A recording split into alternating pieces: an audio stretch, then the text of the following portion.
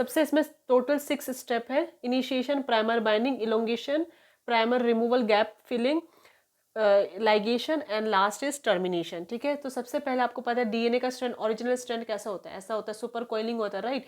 तो कभी भी हमें जो भी कोइल्ड होता है उसको सेपरेट करने के लिए एक पर्टिकुलर एरिया चाहिए होता है जहां से हमें दोनों को सेपरेट करना होता है ना।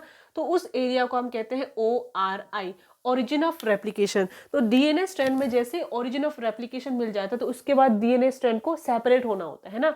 तो ORI मिलने के बाद एक एंजाइम का इन्वॉल्व होता है विच इज हेलिकेस एंजाइम।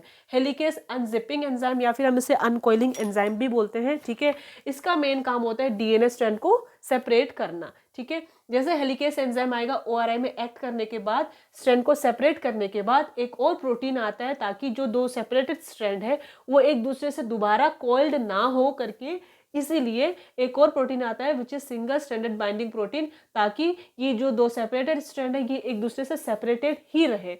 उसके बाद लास्ट में आता है एक और एंजाइम विच इज टोपोआइसोमेरेज। ये टोपोआइसोमेरेज एंजाइम का काम होता है, ये जो ऊपर जो सुपर कॉइलिंग बना हुआ है ना, इस वाले एरिया में पर्टिकुलरली प्रेशर भी बनता है, राइट। तो इस प्रेशर को मेंटेन करने का काम होता है टोपोआइसोमेरेज का काम। ठीक है, अब ये दो हमारे पास दो सेपरेटेड स्ट्रैंड है, ये एक स्ट्रैंड है और ये दूसरा स्ट्रैंड है। ठीक है, अब सेकंड, ये आपका इनिशिएशन हो गया। सेकंड है आपका प्राइमर बाइंडिंग। अब देखो, अब इस 3 टू एंड में आके क्या होगा, प्राइमेस एंजाइम एक्ट करेगा, प्राइमेस एंजाइम एक्ट करेगा और अल्टीमेटली आरएनए प्राइमर को यहाँ पे बाइंड करवाएगा। ठीक है, जैसे आरएनए प्राइमर बाइंड होगा तो अब क्या होगा, उसके बाद डीएनए पॉलीमरेज आएगा और अल्टीमेटली इलोंगेशन करेगा और ये स्ट्रैंड को आगे लेके जाएगा।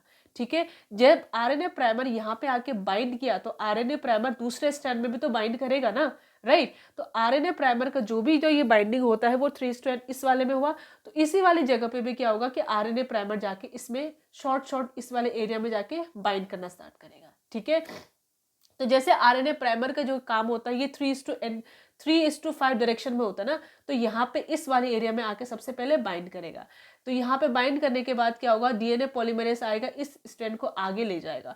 फिर इसमें भी फिर दोबारा आरएनए पॉलीमरेज आएगा, आरएनए प्राइमर आएगा और आरएनए प्राइमर दोबारा आके बाइंड करेगा और ये स्ट्रैंड को दोबारा लेके जाएगा with the help of DNA polymerase enzyme. DNA polymerase enzyme elongation करने में काम करता है, लेकिन जो स्टार्टिंग जो इनिशिएट जो होता है वो आरएनए प्राइमर के थ्रू होता है, यानी आरएनए प्राइमर जब आके बाइंड करेगा उसके बाद डीएनए पॉलीमरेज आएगा और उस स्ट्रैंड को आगे लेके जाएगा। ठीक है, अब क्या होगा जब, लेकिन इस वाले एरिया में एक प्रॉब्लमेटिक ये होता है कि जो इलोंगेशन के लिए जो डीएनए पॉलीमरेज एंजाइम है, यानी जो डीएनए पॉलीमरेज 3 एंजाइम जो है डीएनए पॉलीमरेज, ये डीएनए पॉलीमरेज 3 एंजाइम का जो रीडिंग टेम्पलेट होता है वो 3:5 डायरेक्शन में होता है, राइट।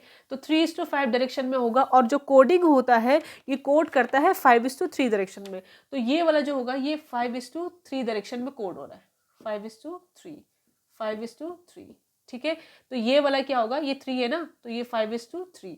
तो ये जो 5:3 वाला जो है ये तो कंटिन्यूअसली जा रहा है। ठीक है, लेकिन इस वाले में क्या होगा ना, इसमें ऑपोजिट हो जाता है। तो ऑपोजिट होने की वजह से क्या होगा कि इसमें पहले क्या होगा, आरएनए प्राइमर पहले आएगा, ये उसके बाद में फिर डीएनए पॉलीमरेज आएगा और यहाँ पे जाके आगे थोड़ा सा आगे स्ट्रैंड को बढ़ाएगा, फिर दोबारा आरएनए प्राइमर आएगा, फिर दोबारा डीएनए पॉलीमरेज आएगा, फिर स्ट्रैंड को दोबारा बनाएगा। ठीक है, क्योंकि ये देखो ना ये 3:5 डायरेक्शन में गया ना, ये यहाँ पे तो, यहाँ देखो यहाँ पे तो 3:5 डायरेक्शन, यहाँ से जिस जगह से जा रहा है वहीं से 3:5 डायरेक्शन है, लेकिन यहाँ पे उल्टा ऐसा तो नहीं जा सकता है क्योंकि यहाँ पे 5 हो गया ना, 3 तो यहाँ हो गया, राइट। तो इसीलिए क्या होगा कि दोबारा ये 3:5 डायरेक्शन होगा, तो आरएनए प्राइमर इस साइड से आके बाइंड करता है क्योंकि इसका जो कोडिंग वाला जो होता है वो 5:3 डायरेक्शन में होता है। ठीक है, तो यहाँ पे इसी वजह से क्या होता है, यहाँ पे शॉर्ट फ्रेगमेंट बनता है जिसे हम कहते हैं ओकाजाकी फ्रेगमेंट। ये शॉर्ट फ्रेगमेंट को, अब जो ये शॉर्ट फ्रेगमेंट है उसको जुड़ना भी तो है, तो ये जुड़ता है by the help of DNA ligase. ठीक है, डीएनए लाइगेस के 5th में आ गया आपका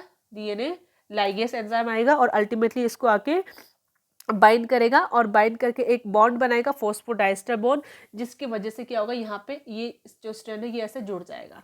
ठीक है, जुड़ने के बाद लास्ट है आपका टर्मिनेशन। टर्मिनेशन में क्या होता है कि अल्टीमेटली जैसे ही कंप्लीट रेप्लिकेशन हो जाएगा तो बेसिकली जो डीएनए स्ट्रक्चर को सिग्नल मिल जाता है ताकि जो रिएक्शन है ये स्टॉप हो जाएगा।